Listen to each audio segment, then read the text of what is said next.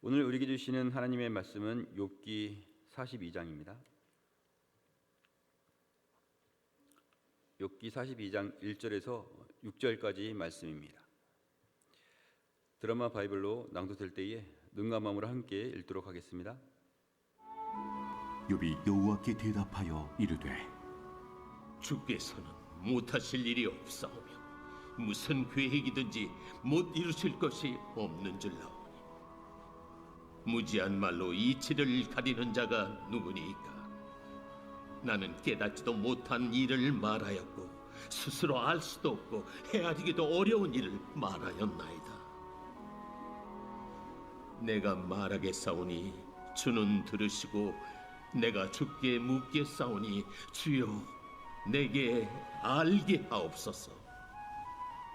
내가 주께 대하여 귀로 듣기만 하였사오나 이제는 눈으로 주를 배움나이다. 그러므로 내가 스스로 거둬들이고 티끌과 재 가운데에서 회개하나이다.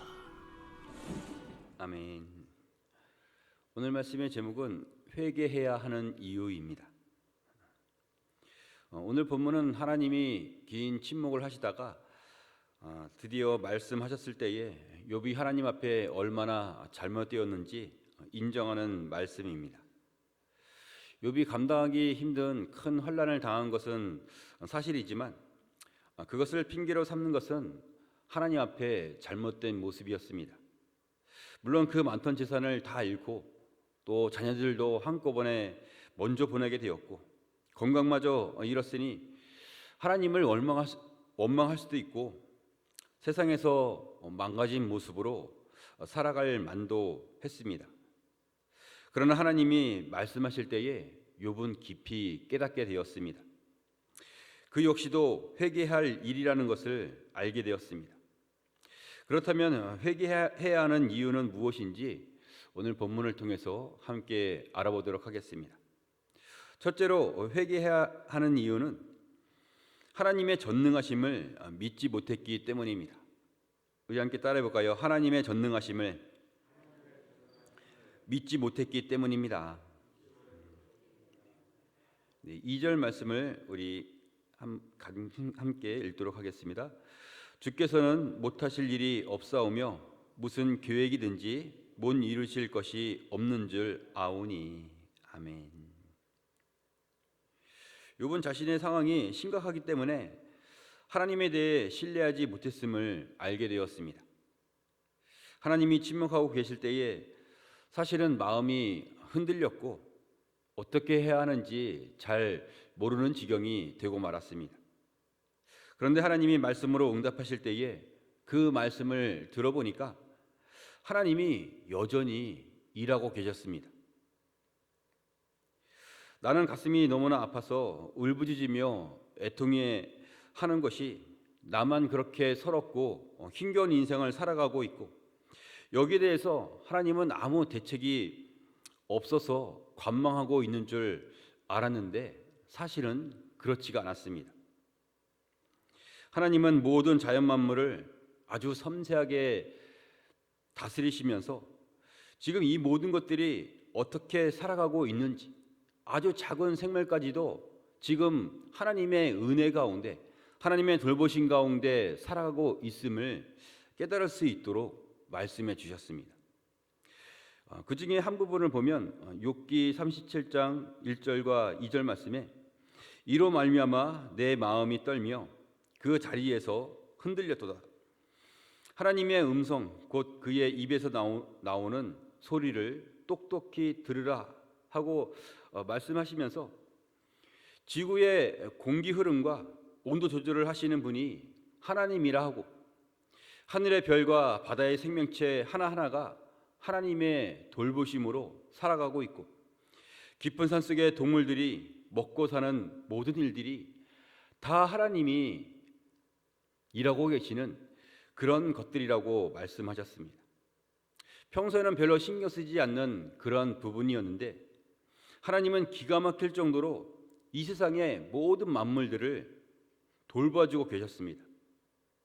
결국 욥은 하나님이 얼마만큼 치열하게 일하고 계시는지 알지 못했던 것입니다. 그저 나의 인생만 생각하면서 하나님에 대해서 신뢰하는 마음이 좀 흔들리게 되었습니다. 특별히 범죄하지 않았다 하더라도, 나름 믿음을 지켰다 하더라도 하나님의 정성이 얼마나 위대한지 깨달았을 때에 부끄러운 마음이 들게 되었습니다. 하나님의 전능하심을 인정하지 않은 것, 그것이 너무나 죄송해서 회개하게 되었습니다. 그렇습니다. 하나님이 우리를 위하여 너무나 위대한 일을 행하고 계십니다. 우주에 셀 수 없는 모든 별들을 다 움직이고 계시고, 해 아래서 숨쉬는 모든 생명체가 살아갈 수 있도록 지금도 운행하며 일하고 계십니다. 날마다 창조 이상의 수고로 일하는 그 모든 이유가 바로 우리가 살아갈 수 있도록 돕고 계시는 그런 일인 줄로 믿습니다. 시편 121편 4절과 5절 말씀에 이스라엘을 지키시는 이는 졸지도 아니하시고 주무시지도 아니하시리로다. 여호와는 너를 지키시는 이시라. 여호와께서 내 오른쪽에서 내 그늘이 되신다 하고 말씀하셨습니다. 우리를 위하여 졸지도 아니하시고 주무시도 아니하시는 하나님을 바라볼 수 있어야 하겠습니다. 전능하신 하나님이 우리를 지켜주고 계시니 그 은혜와 사랑을 믿는 자가 되시기를 바랍니다. 둘째로 회개해야 하는 이유는 함부로 말을 했기 때문입니다. 우리 함께 따라할까요? 함부로 말을 했기 때문입니다. 우리 3절 말씀을 함께 읽도록 하겠습니다. 무지한 말로 이치를 가리는 자가 누구니이까? 나는 깨닫지도 못한 일을 말하였고 스스로 알 수도 없고 헤아리기도 어려운 일을 말하였나이다. 아멘. 욥은 매우 힘겨운 상태에서 친구들과 여러 가지 이야기를 나누게 되었습니다. 믿음으로 이겨내려는 노력도 했지만 하나님이 보이지 않는다고 함부로 말하게 된 그런 부분이 마음에 걸리게 되었습니다. 욥의 이러한 말들은 그럴 수도 있는 것으로 끝나지가 않습니다.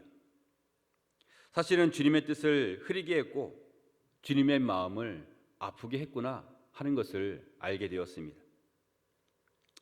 하나님이 진실한 사랑으로 욥을 돌봐주셔서 그가 호흡을 할 수 있고 또 하나님의 은혜를 다시금 알 수 있게 되었는데, 자신의 입에서 나오는 말이 주님의 마음을 아프게 했으니 이는 아주 심각한 일이라는 것을 깨닫게 되었습니다. 하나님이 그 마음을 살펴보시고 그 말들을 직접 들으셨기 때문입니다. 시편 139편 1절과 2절 말씀에 여호와여 주께서 나를 살펴보셨으므로 나를 아시나이다. 주께서 내가 앉고 일어섬을 아시고 멀리서도 나의 생각을 밝히 아신다 하고 나와 있습니다. 하나님이 우리의 마음과 생각을 살펴보시고 밝히 알고 계시면서 우리 입에서 나오는 말들을 하나님이 듣고 계십니다. 우리는 이런저런 이유를 대면서 그래도 내가 옳다라고 생각할 수 있지만 하나님 앞에서는 그럴 수가 없는 것입니다. 에베소서 4장 30절 말씀에 하나님의 성령을 근심하게 하지 말라. 그 안에서 너희가 구원의 날까지 인치심을 받았느니라 말씀하셨습니다. 성령 하나님이 우리 안에 거하고 계시니 성령을 근심하게 하지 말아야 하겠습니다. 우리의 구원을 끝까지 인쳐주시는 하나님이 우리와 함께하고 계시니 내 입에서 나오는 이 모든 말들, 내 마음의 중심에서 생각하는 그 모든 생각까지도 하나님은 보고 계시고 그것을 면밀히 살펴보고 계십니다. 우리의 입술을 함부로 사용하지 않음으로 말미암아 내 안에 계시는 성령을 근심하게 하지 않고 오히려 하나님의 마음을 시원케 할 수 있는 그런 믿음의 사람이 되시기를 바랍니다. 마지막으로 회개해야 하는 이유는 하나님보다 내가 앞섰기 때문입니다. 우리 함께 따라해 볼까요? 하나님보다 내가 앞섰기 때문입니다. 네, 우리 6절 말씀을 함께 읽겠습니다. 그러므로 내가 스스로 거두어 드리고 티끌과 제 가운데서 회개하나이다. 아멘. 욥은 자신이 주장했던 부분이 있었음을 인정하기에 내가 스스로 거두어 드린다라고 고백을 했습니다. 내가 주장을 한다는 것은 하나님보다 내가 앞섰다라는 겁니다. 그래서 욥은 자신의 주장을 거두어 드리겠다 고백을 하고 있습니다. 이 말씀 6절 말씀을 표준 새 번역으로 읽어보면 이렇습니다. 그러므로 저는 제 주장을 거두어 드리고 티끌과 잿더미 위에 앉아서 회개합니다. 이러한 욥의 모습은 지금의 우리들에게도 있습니다. 사람은 늘 자기의 생각이 옳다고 생각을 하고 굽히려는 마음을 별로 갖지를 않습니다. 그래서 자기 주장이 강합니다. 사람들 사이에서도 자기 주장이 강하게 되면 다툼이 생기고 관계에 어려움이 생기게 됩니다. 하나님과 관계에 있어서도 자기 주장이 강하면 하나님의 은혜, 내게 주셨던 그 하나님의 은혜를 중심으로 살아가던 사람도 그 은혜가 다 사라지고 맙니다. 자기 생각을 강하게 어필하다 보면 은혜로운 생각, 은혜로운 마음은 온데간데가 없어지고 맙니다. 다시 말하면 하나님보다 내가 앞설 때에 나의 죄성만 나타나게 되는 것이죠. 그래서 욥은 티끌과 제 가운데서 회개한다라고 고백을 했습니다. 여러분, 하나님보다 내가 앞서는 것이 이토록 무섭습니다. 하나님을 밑에 깔고 앉아 있으면서 자기 주장을 하게 된다면 이는 죄악 가운데 있는 것입니다. 죄악을 선택하는 것이고 하나님을 멀리하는 그런 어리석은 자의 모습이 되는 것입니다. 우리는 그런 어리석은 자가 아니라 하나님을 나보다 높게 모시는 자가 되어야 하겠습니다. 여러분, 하나님은 우리의 형편을 너무나 잘 알고 계십니다. 우리가 얼마나 어리석은지 나보다 나를 더 잘 알고 계시는 분이 우리의 하나님이십니다. 그렇다면 우리가 어떠한 형편에 있든지 우리가 서 있는 그곳에서 하나님을 높이는 자가 되어야 합니다. 하나님이 충분히 이해하시고 영광 받으실 것이니 지금 서 있는 바로 그곳에서 하나님을 높이는 자가 되시기를 바랍니다. 사무엘하 22장 47절에 여호와의 사심을 두고 나의 반석을 찬송하며 내 구원의 반석이신 하나님을 높일지로다 했고, 시편 99편 9절 말씀에서는 너희는 여호와 우리 하나님을 높이고 그 성산에서 예배할지어다. 여호와 우리 하나님은 거룩하심이로다 하고 말씀하셨습니다. 하나님을 높이는 데는 아무런 조건이 없습니다. 하나님이 우리의 모든 형편을 너무나 잘 알고 계시기 때문에 사실 우리의 형편에 대한 어떤 조건에 대한 그런 어떤 이유들은 사람들이 제시하는 것이지 하나님 앞에서는 아무런 소용이 없는 것입니다. 어떤 사람은 잘 살고 어떤 사람은 못 삽니다. 어떤 사람은 건강하고 어떤 사람은 몸이 매우 약합니다. 그러나 중요한 것은 우리가 서 있는 그 자리에서 하나님을 높일 때에 하나님이 영광을 받으신다라는 겁니다. 사람이 보기에는 너무나 부족하지만 그 자리에서 움직일 수 없는 그런 자리에서도 얼마든지 하나님께 영광 돌릴 수 있는 그런 삶을 살아갈 수가 있는 것입니다. 그런 자를 하나님이 소중히 여겨주시고 은혜를 알게 해주시는 것입니다. 이러한 자가 행복한 사람 아니겠습니까? 하나님보다 내가 앞서지 말고 주어진 자리에서 하나님을 인정하고 그 이름을 높이는 자가 되시기를 바랍니다. 말씀을 정리하겠습니다. 오늘 말씀은 오랜 침묵을 깨고 하나님이 말씀으로 깨닫게 하셨을 때에 욥이 하나님 앞에 회개하는 말씀을 함께 나누었습니다. 욥의 상황이 그럴만도한 심각한 상황이 되었지만 하나님이 하시는 일을 실감하고 나니 많은 것에서 잘못되었음을 알게 되었습니다.